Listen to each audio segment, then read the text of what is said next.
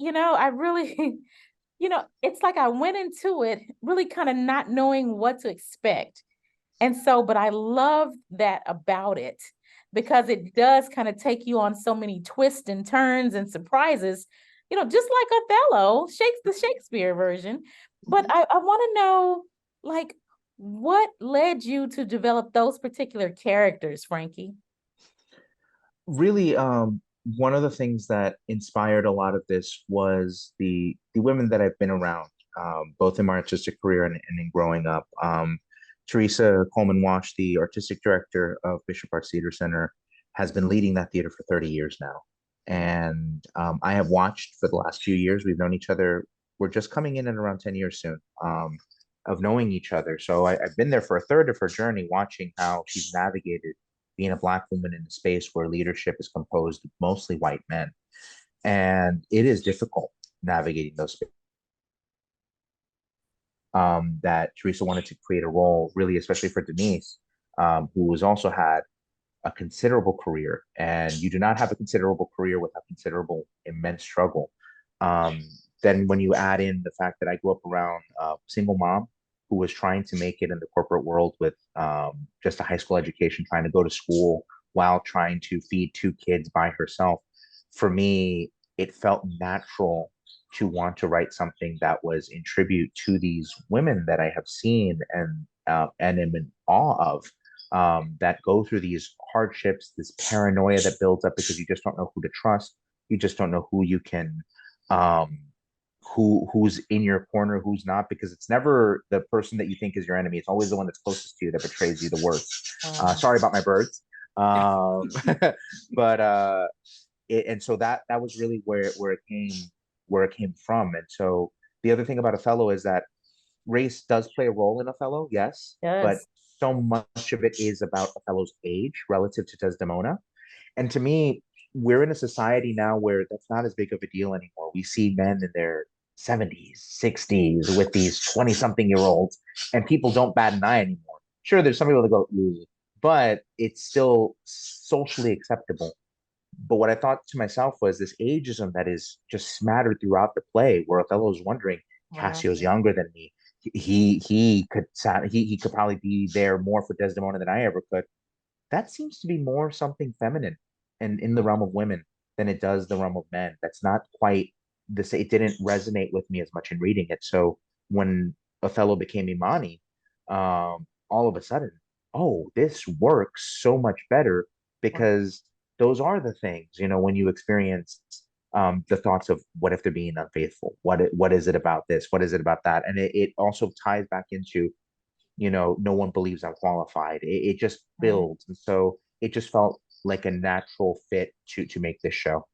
Okay, awesome. And so, yeah, that ageism does kind of tie into it all. And I know that, you know, being a cougar is not as accepted as Right. as Yes. a male with a young woman. And so, Denise, like when you think about that role, and I like what you said, Frankie, too, about not knowing who to trust. But there was so much in not knowing who to love or how to love, and there were a bunch of like I guess what you could call imposter syndrome, not feeling good enough. When you took on that role, where did you dig deep to kind of really bring it to life? You don't have to dig too far. Mhm. I think we all have those insecurities. I think, especially being performers, um, especially being performers of color, Right. and always wondering, well, am I being hired because they need to have a Black woman over here right now? Especially what we've just come out of after COVID and the awakening of that we've had of sorts. And so there is that. It's about finding that security in yourself, but then knowing that we deal with that. Imani deals with being an older woman who has this great looking guy who loves her. And I'm like, but really, again, not being secure with herself. I'm Right. not as thin, I'm not as young, maybe I'm not as pretty. Um, and so when you allow all of those things to impact who you are, that's what pushes you kind of over the edge. One of the things I loved about this role is we have gotten into the habit as we tell our stories now that they all have to end in a nice little tidy bow. All of our stories don't end that way. Right. You know, and while Frankie was being true to the original Othello, you know, I think if we don't see the pitfalls, we can't avoid them. And that was one of the lines that hit me later, Frankie. He says, we don't know what to avoid. It says, we learn what not to avoid. What's the line, Frankie? I say it. But it's like you realize what to avoid. You know, if you have to see it, you have to know what to avoid in order to avoid it the next time. You can't you have to see it. So I think by allowing this to play out as it does, it can help women to see, you know what, I have to be more secure with who I am. I have to know who I am, and I have to be strong enough to withstand that. Wow. I think, you know, to me, there were so many different things touched upon: ageism, sexism, racism, all of the isms really, really came out in this piece. And it just really, I think I was watching the audience members too and listening to their reactions and their responses. And a lot of them were shook, you know, and shocked at some of the things that happened on the stage. And so, but was that what you were hoping for, Franky? Yes. Yes. For me, one of the things that I have learned in being a playwright of color is that oftentimes the ignorance of other people is not malicious. It is just ignorance. Wow. But when they see our struggles and they see the humanity and the weight that we bear, they begin to realize, wait a sec, maybe the system is kind of screwed up. Because for them, it's like if it's an out of sight, out of mind kind of thing. I remember this comic that was just like, two eagles were talking, reading a newspaper, and it's like, did you hear the rabbit accuse the hawk of hurting it? The hawk never hurt me. Well, of course not. It's really that. And so to me, what I really wanted to capture, and this is something that is expected, especially of Black women, and doubly especially of Black women in leadership positions, that they keep it together at all times, that they do it with a smile, that they never break, because if they show any emotion that is not happy, then all of a sudden you're shrill, you're angry, you're all these stereotypes, you're difficult. Those words, those buzzwords that hit are suddenly there. And the thing is like that's really hard to maintain that poise at all times when you doubt even the very notion of whether or not you deserve your job and Wow. deserve your husband and deserve your friends, where every single move has to be scrutinized because every single move you do is scrutinized. You end up becoming the mirror of what is given to you. It's very much like Shakespeare's Merchant of Venice, hath the Jew not eyes, and you taught me how to be cruel. That's essentially what Shylock says. And I wanted to capture a lot of that. It's just like everyone has always looked at me with suspicion. So what am I going to do to the world? Look at them with suspicion. Look at everything and try to reevaluate, reassess it. Even if my eyes see something, I don't know if it's true because even though they see I'm a good person, they don't know that I'm a good person. They refuse to believe it. And so that's really what I wanted to capture in this, is that struggle. And I've said it a million times. This is very much a love letter to the women that I've been around, but especially Teresa and Denise, all of the things that they've gone through and they've witnessed. It's a testament to them and a tribute to them that I hope measures up to their greatness. Oh, I love that. A love letter to the women who've pretty much inspired you or that you've admired. And Mhm. so, Denise, how much do you really know about football? I could actually sit in a room with folks and they would not know that I don't watch it. I did have to look up QBR when I first said it. Now I know it's quarterback rating, but no, I mean, I used to be an avid football fan. I don't get a chance to watch as much. So, I know the downs. I know I could sit in there in the room with the best of it and enjoy and know what's happening. Okay, favorite team, favorite team. Yes. What's your favorite team?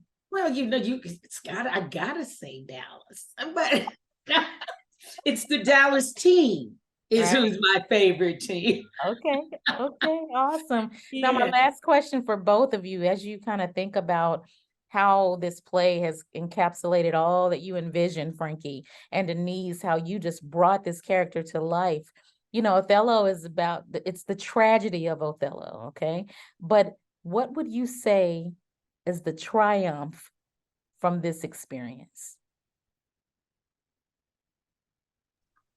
I would say for me, the triumph of the experience is that we get to see in the same mode as the Shakespearean hero, as the Grecian heroes, the Greek heroes, um, a triumphant rise and a spectacular phoenix-like fall and collapse into flames. That it is always passionate, that it is always burning, and to the very end, ownership is all that is being sought after, and she takes it. And to give someone with the tremendous talent as Denise, my very humble attempts at that, to give her the same kind of a character that one would see with someone as high as an Odysseus and as low as a Willy Loman from Death of a Salesman. That's all I wanted to accomplish, and she captures all of that. And so, to me, that is the triumph: is to see a woman who owns everything to the very bitter end. Oh, I, awesome. I am honored by that. And I will tell you, I'm thinking along the same lines that every decision Imani made, she made it. They were her choices. She owned them. It wasn't her intent, if you will, to kill her husband. And the decisions that she made weren't based on, valid, level-headed thoughts. But she owned her thoughts. She owned the leadership the position that she took on. One of the things that I love most about this is that Franky wrote a character where I did not come in and tell Othello's story.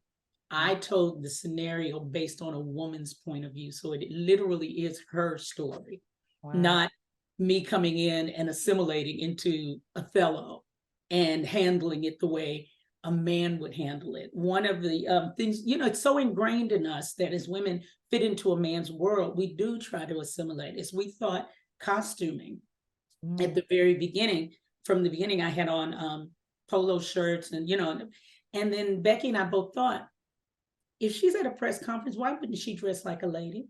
Right. Why wouldn't she be her full self in makeup and earrings and the whole bit?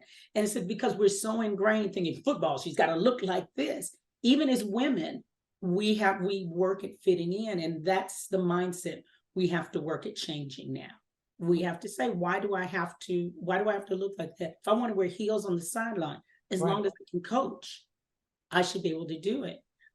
One of the things we giggle about Riley, who plays Michaela, who's so tiny, and she's this coach. And as she's throwing that football, we laugh because it looks like she has never thrown a football in her life. But the thing is, she doesn't have to.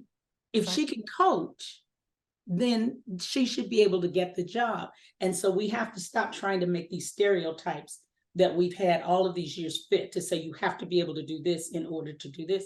If I got the sense and the tactical experience to coach a team, then I should be able to. Well, definitely you all have put together an amazing play.